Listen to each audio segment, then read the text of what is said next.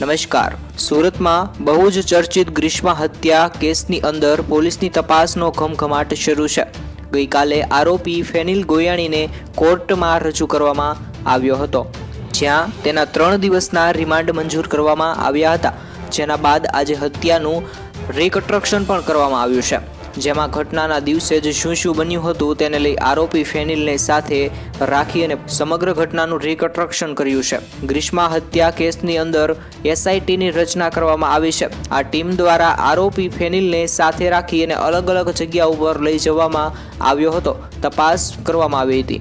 બનાવના દિવસે જ તે ક્યાં ફર્યો હતો અને તે ક્યાં છરી ખરીદવા ગયો હતો તેની બધી જ પૂછપરછો અત્યારે તેને પોલીસ દ્વારા કરવામાં આવી હતી. મિત્રો, આવી રીતે ફોટોના માધ્યમથી પણ તમે તેને જોઈ શકો છો.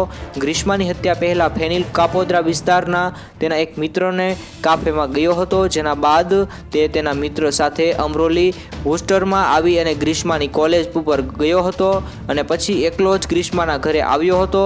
જે જગ્યાએ ફેનિલે ગ્રીષ્માની હત્યા કરી હતી, જે જગ્યાએ પણ તેમને લઈ જવામાં આવ્યો હતો અને કેટલીક પૂછપરછો પણ આવી રીતે મિત્રો એમ કહેવાય કરવામાં આવી રહી હતી. જ્યારે ફેનિલને ગ્રીષ્માના ઘર પાસે રિકન્સ્ટ્રક્શન કરવા લાવવામાં આવ્યો હતો, જ્યારે તેને જોઈ અને ગ્રીષ્માના પરિવારમાં પણ ભારે રોષ જોવા મળ્યો હતો. આ એમ કહેવાય કે સમયે સુરત પોલીસ બંદોબસ્ત પણ ગોઠવી દેવામાં આવ્યું છે, જેના કારણે કોઈ અનિચ્છનીય ઘટના જે છે તે ના બને. ત્યારબાદ અમરોલી વિસ્તારમાં જ્યાંથી ચપ્પુ લીધું હતું ત્યાં લઈ જવામાં આવ્યો હતો. ત્યાંથી અમરોલી વિસ્તારમાં યુવકની કોલેજ અને છેલ્લે પાસોદરા ખાતે જ્યાં યુવતીની હત્યા કરવામાં આવી હતી ત્યાં તેને લઈ જવાયો હતો. મિત્રો, આના વિશે કંઈ કહેવા માંગતા હો તો જરૂરથી કોમેન્ટ કરી શકો છો અને અવનવા સમાચાર મેળવવા માટે મિત્રો જોડાયેલા રહો જેડી ન્યૂઝ ચેનલ પર.